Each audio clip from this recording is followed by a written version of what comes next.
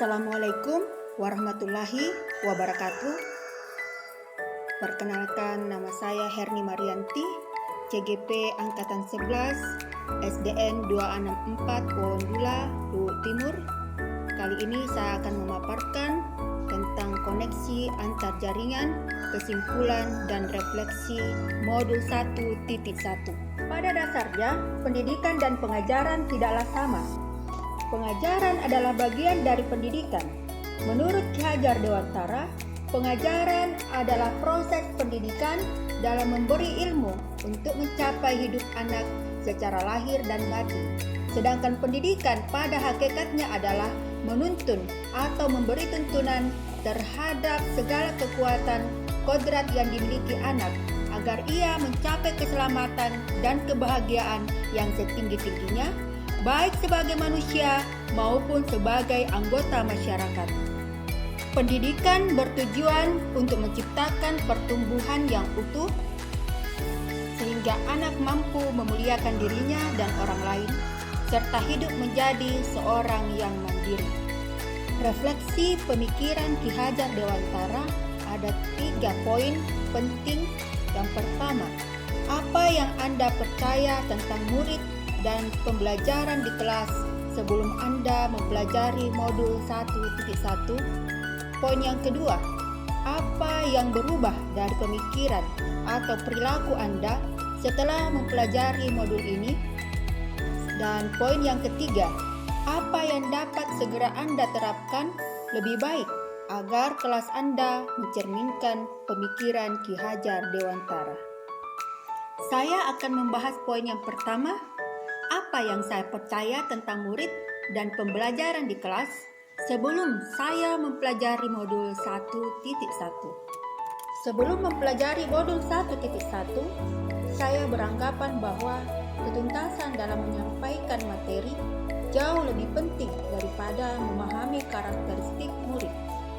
Biasanya saya hanya melihat nilai murid dari aspek kognitif saja. Misalnya, ketika mereka sudah mampu mengerjakan soal penugasan dan asesmen yang saya berikan. Selain itu, saya selalu berpusat pada guru atau menggunakan metode teacher-centered learning. Akibatnya, saya sering merasa lelah karena belum menggunakan metode-metode mengajar yang bervariatif dan student-centered learning. Dan selain itu, saya sering menganggap murid hanya sebagai objek pembelajaran, sehingga pembelajaran selalu berpusat pada guru. Sebelumnya, saya tidak memperhatikan apakah murid sudah benar-benar memahami apa yang saya ajarkan atau tidak. Fokus utama saya adalah ketercapaian materi. Saya tidak memperhatikan karakteristik murid yang berbeda-beda, tingkat pengetahuan anak-anak yang berbeda, perilaku anak-anak yang berbeda. Saya menyamaratakan semua anak didik saya di dalam kelas. Dan jika nilai anak di atas KKM yang telah saya tentukan, maka saya menganggap mereka sudah berhasil dalam proses pembelajaran. Dan jika anak-anak tidak aktif dalam proses pembelajaran dan karakternya yang tidak baik, maka saya hanya memberikan sanksi dan ancaman tanpa melakukan pendekatan-pendekatan yang baik. Topik yang kedua, apa yang berubah dari pemikiran atau perilaku saya setelah mempelajari modul 1.1 tentang filosofi Ki Hajar Dewantara. Saya menyadari bahwa proses pembelajaran harus mencakup keseluruhan aspek, bukan hanya aspek kognitif saja, tetapi juga afektif, psikomotor, spiritual, sosial, dan budaya. Pembelajaran harus berpusat kepada peserta didik atau student center, sehingga dalam proses pembelajaran anak-anak bisa bebas berpendapat, berkreasi, pembelajaran jadi menyenangkan, sehingga muncullah kreativitas siswa dan bebas berkreasi.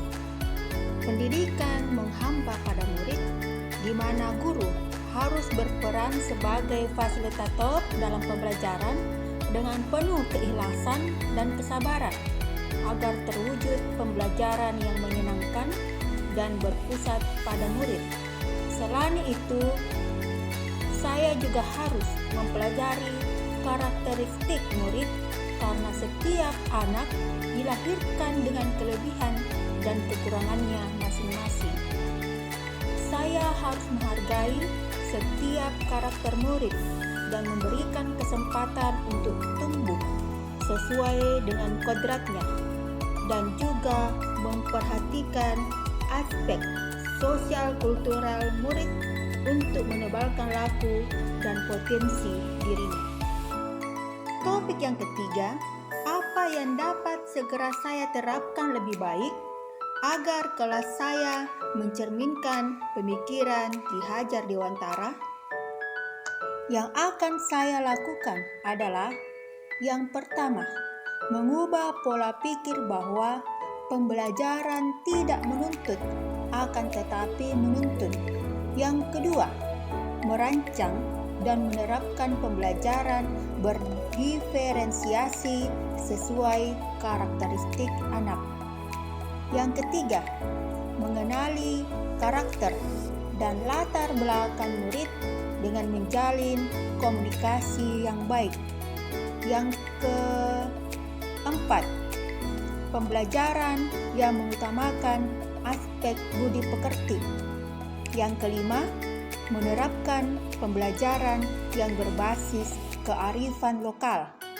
Yang keenam, menerapkan pembelajaran keterampilan abad 21 pada penguatan karakter dan kompetensi berpikir kritis, kreativitas, komunikasi, dan kolaborasi. Dan yang ketujuh, menanamkan kemampuan literasi, numerasi, dan digitalisasi. Kiranya pemaparan saya dapat bermanfaat bagi saya dan kita semua. Salam guru penggerak. Tergerak, bergerak, dan menggerakkan. Terima kasih.